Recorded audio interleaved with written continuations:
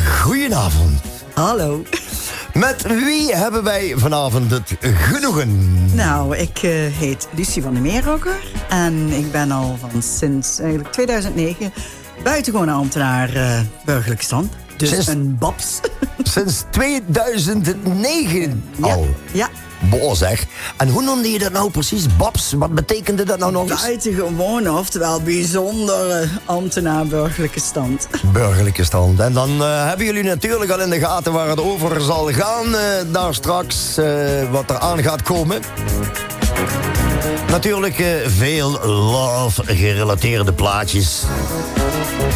En Lucie die jou precies gaat uitleggen wat ze allemaal voor jou doet als jij voornemens bent om te trouwen. Nee, als je trouwen gaat, hè. Voornemens hebben we niks aan. Nee, daar hebben we niks aan. Lucie van der Meerakker, één van de bijzondere ambtenaren burgerlijke stand. We moeten het even goed zeggen, want er zijn er meer dan één. En Lucie, laten we daar wel over zijn. Hoeveel zijn er eigenlijk? Nou, op dit moment 5. Eén collega is helaas ziek en zal een tijd lang moeten revalideren. Ja, en dus zijn we nu met z'n 5 en het is een hele klus op dit moment. Behoorlijk veel. Even naar de historie. Lucie, waar moeten de mensen jou van kennen en wat heb jij in het verleden allemaal gedaan? Laat me komen. Ja, met mijn 21ste ben ik een modellenbureau gestart. En dat heb ik ongeveer een dikke 35 jaar gedaan. Toen kreeg ik kanker. Ik heb heel wat modeshows door het hele land en het buitenland gedaan. En daar kennen mij ook heel veel mensen van, uiteraard. En toen ik kanker kreeg, toen was het een ander verhaal. En toen ben ik eigenlijk gestopt, omdat het allemaal te innoverend was. En toen ben ik van het ene naar het andere. En ik heb bij een televisieproductiebedrijf screening en castings gedaan. En ik ben even in een callcentrum, zeg maar, werkzaam geweest. En dat was niet alles wat ik wilde. En toen heb ik ook een stichting gestart. Waar en daar kennen ook vele mensen mee van. Stichting Kerkrade Leeft, Kerkrade Geeft. Nog eens even goed zeggen die naam van die stichting. Kijk even in de camera. Kijk even in de camera. Stichting. Kerkrade Leeft, Kerkrade Geeft. Maar na 15 jaar ben ik daarmee gestopt. Want dat was toch wel heel veel om ons heen waren. Zoals Wenzulans en noem maar op. Hè, die ook allerlei goede dingen deed voor de mensen die kanker hadden. En daar ben ik mee gestopt. Ja. En nu nog altijd wel draag je dat een heel goed hart toe. En zo ben je dus uiteindelijk naar dat Babs ingerold. Maar hoe ben je daarin gerold? Hoe werd je daarvoor benaderd? Of hoe is dat gegaan? Ik werd er helemaal niet voor benaderd. Die lieve man van mij, Wim, die zag een advertentie en die zegt... dat is wat voor jou. Ik denk, nee hoor, dat is niets voor mij. Ja. Dat is niets voor mij. Wat moet ik... moeten die mensen met mij, dacht ik zo. Hij zegt, je moet dat doen, ga nou solliciteren. En hij heeft me echt moeten dwingen. Want anders had ik het helemaal niet gedaan. Echt niet gedaan. En ik denk, nou ja, oké, wat kan ik verliezen? Dus we hadden op een gegeven moment die sollicitatie geschreven. Ik kreeg een uitnodiging. We waren eigenlijk met 8 kandidaten. Er bleven er 7 over. En we zaten in de raadzaal. Jij kent de raadzaal. Ja. En toen moesten we eigenlijk allemaal vertellen waarom wij geschikt waren als Babs. Dat moest je dan vertellen. Ik was nummer 4 en 3 mensen voor mij. Ja, dat was niet zo makkelijk natuurlijk, want die hadden al heel veel dingen gezegd. Ja. En ik dacht, nee, die gaan je nooit aannemen. Dat doen ze niet. Dus ik was een beetje zo van... Maar ja, ik weet niet wat ik allemaal gezegd heb, maar ik weet 1 zin op het laatst, dat weet ik nog, dat ik zei van... Maar als jullie willen dat ik dialect ga spreken, ja, dat wordt een beetje moeilijk, maar ik wil mijn best doen. Dan ga ik gewoon 2 weken naar de Schweierman. En dan moesten ze dus ook om lachen. Ja. En vervolgens zouden we de dag erna, die gekozen werden, die voor een tweede gesprek mochten komen, zouden een telefoontje krijgen. Ja, en wie krijgt een telefoontje? Deze. Ja. Dus zo ben ik erin gerold. En ja, het klinkt gek wat ik nu zeg. Na al die jaren in dat wereldje van de mode gezeten te hebben, was dit het puzzelstukje wat voor mij op de plek viel. Want mijn grote passie is gewoon dit werk. Wat moeten de mensen zich voorstellen bij die buitengewoon ambtenaar burgerlijke stand? We weten natuurlijk wat een buitengewoon ambtenaar is, hè? Precies. Het begint eigenlijk met het feit op het moment dat een paar een aangifte doet. Men kan bijvoorbeeld bij onze gemeente dan kijken wat voor mogelijkheden zijn, welke locatie je wilt, welk trouwboek je wilt, maar ook welke ambtenaar wil ik. En dan kunnen ze hun eigen keuze maken. Nou, stel dat ze dan op mij de keuze maken, dan krijg ik een aanvraag vanuit de gemeente van, kun jij die datum, kun je op dat tijdstip? Nou, dan geef je daar een antwoord op. Vervolgens krijg je de formulieren van de paren thuis en dan neem je contact op. Dat doet een buitengewone ambtenaar om een afspraak te maken voor een intakegesprek.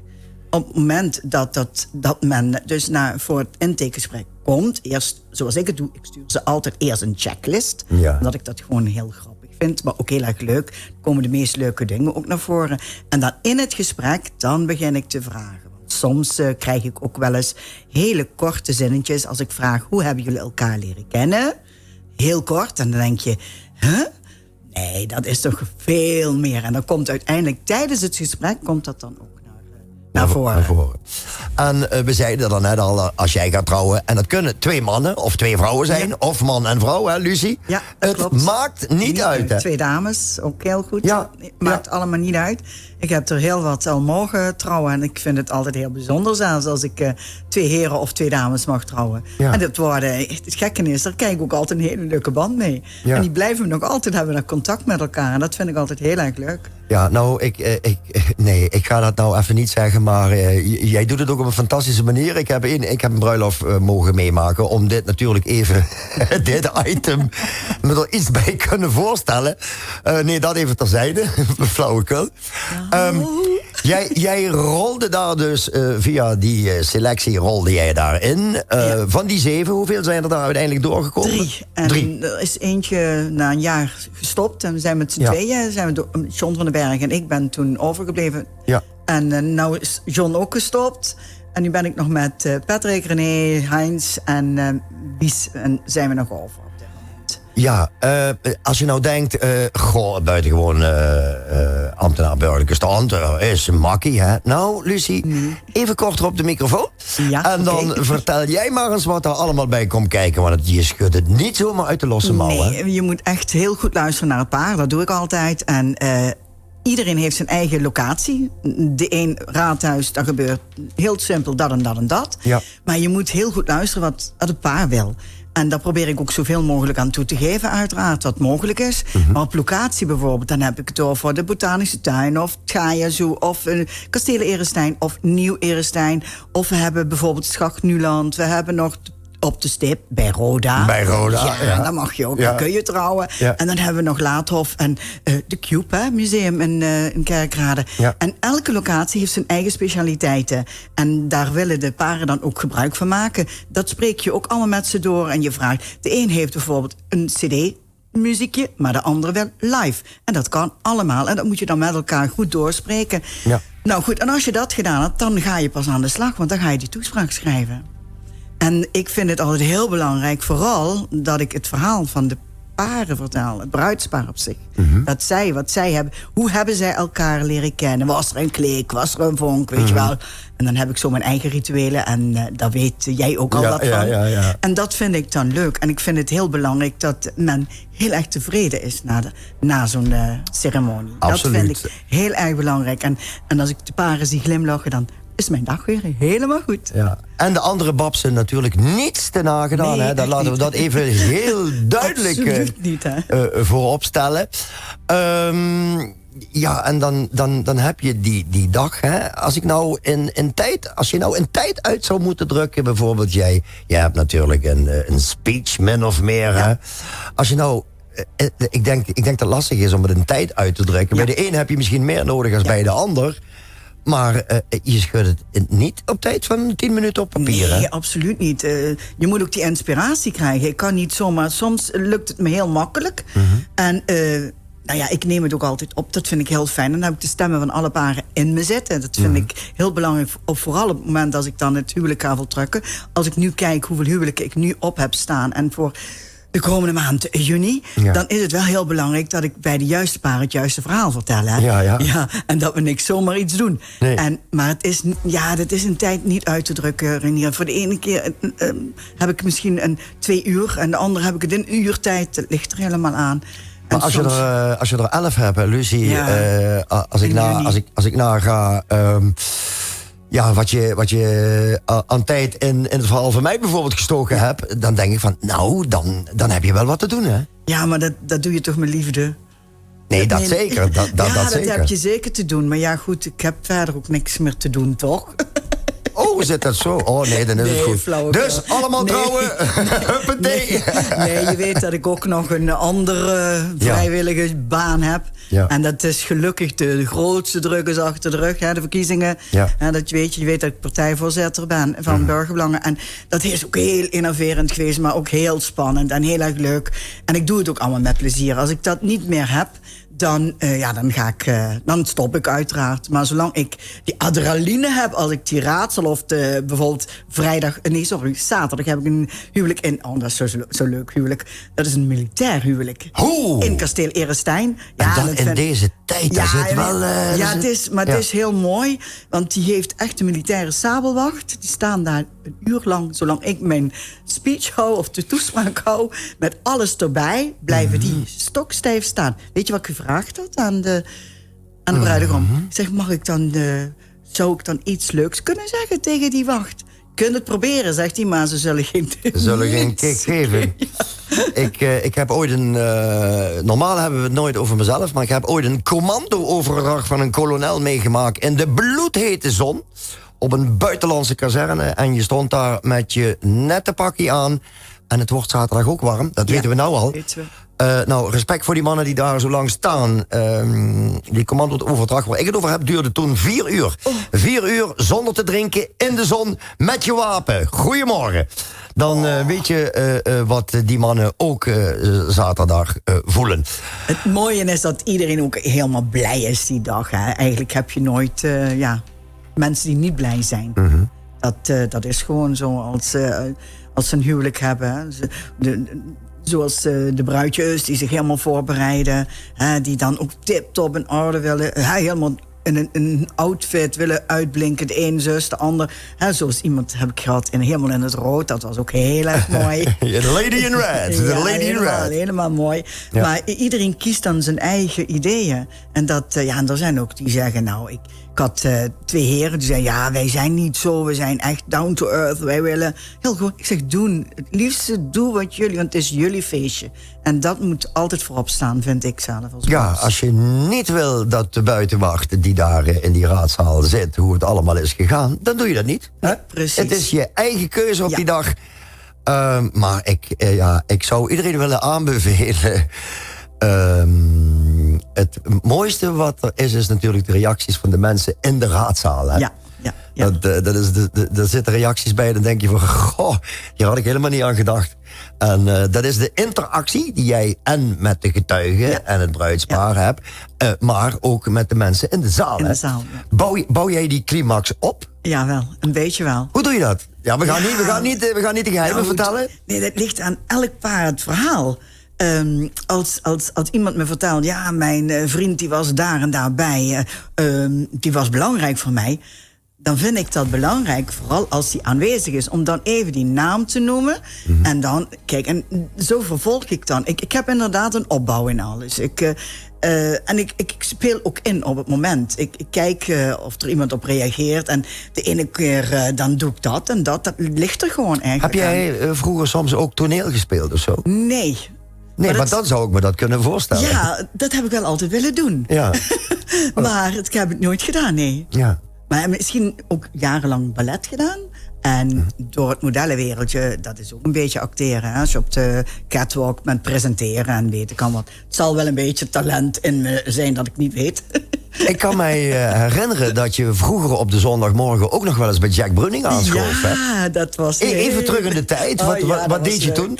Oh ja, toen moest ik oma kwam tips geven. Oma kwam tips geven? Ja, ik kwam tips geven. Ja, dat vond hij zo leuk. Tips van alle handen? Ja, weet ik wat. Was je dus en wassen met dit. Oftewel een of andere tip die ik dan maar had. Een heel dik boek had. Dat heb ik nog steeds. Van oma's weet het beter. En had Jack dat bedacht? Ja, nee, Jack had dat bedacht. En hij had me daarvoor gevraagd. En ik vond hem zo'n schat van een man. Ja, was hij ook. En hij vond het mij... Ja, je moet het doen zoals hij van de WDR zei hij tegen mij. WDR, heb je die geluisterd? Ja, geweldig. Ja, daarom heeft hij mij toen naar binnen gehaald. Nee, flauwekul. Nee, maar dat was wel heel erg leuk. Ja. Zeg Lucie, je bent eigenlijk een beetje internationaal, hè? Want je trouwt in 3-4 talen, dialect ook? Nee, dialect dat doet helaas. John, hè? Nee, dat kan ik helaas niet zo goed. Ja, dat doet John van den Berg, hè? John heeft, maar goed, hij is nu niet meer. Maar als ze me willen hebben, dan zal hij altijd zonder meer het doen. Want hij doet het perfect. Maar in welke talen doe jij Engels en Duits. En als het moet in het Frans, dan zou ik het ook doen. Dus viertalig, dat lijkt mij wel handig als je bijvoorbeeld Engelse of Franse in de familie hebt. Ja, nou, het is zelfs eens een keer zo geweest. Ik had een huwelijk, het was in het Gaiazoe, en die hadden Italiaanse gasten. En ik heb een Italiaanse vriendin, dus ik denk, weet je wat? Als je nou eens heel leuk deze gasten op zijn Italiaans verwelkomt. Dus ik had mijn vriendin gevraagd, wil je dit even voor mij vertalen? Dat had ze me ingesproken. Dus ik oefenen.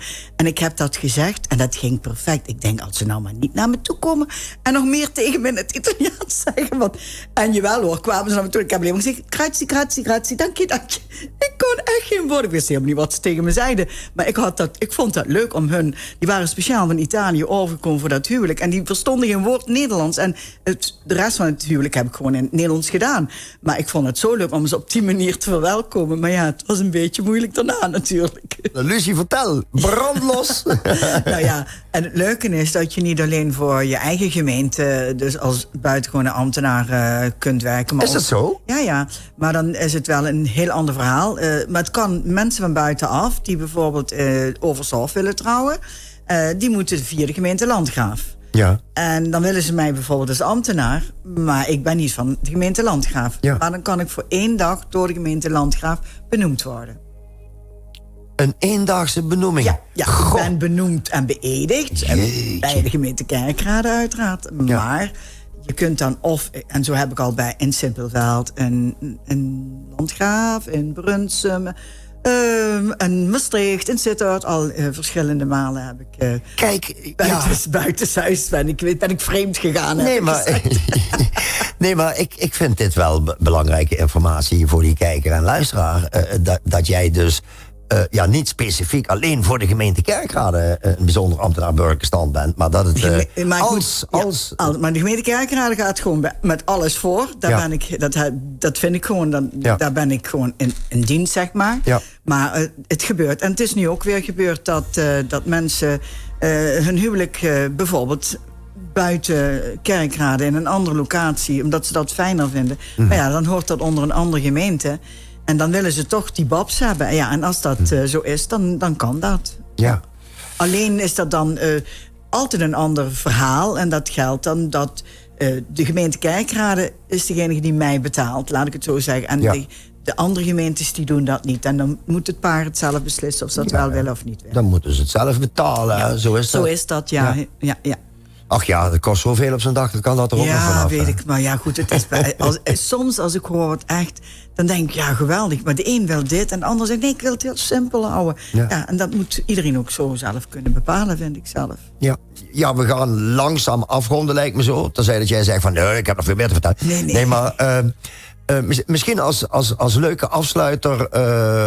punt 1... waarom moeten de mensen voor de gemeente Kerkrade kiezen... en niet voor een andere gemeente als ze voor Kerkrade zijn? We hebben zoveel mogelijkheden qua locaties... en goede babsen. En gewoon, het is toch fijn voor toeven. Klaar. Ja, en daarnaast misschien nog een leuke anekdote... zonder in het kader van de AVG natuurlijk namen te noemen. Een leuke anekdote wat jij op die... laten we maar zeggen 13 jaar dat je er nu ongeveer doet, hè? Wat je meegemaakt hebt. Waarvan je zegt van, dat vergeet ik nooit meer. Nou, ik heb verschillende dingen die ik niet vergeet. Maar 1 was heel bijzonder. Vertel. Nou, het is ook een heel mooi verhaal. Dat was een koppel dat trouwde in het Gaiazoe. De schoonvader, oftewel de vader van de bruidegom... die woonde in Twente. En tijdens het intakegesprek zei het paar tegen mij... mijn vader wil wat zeggen.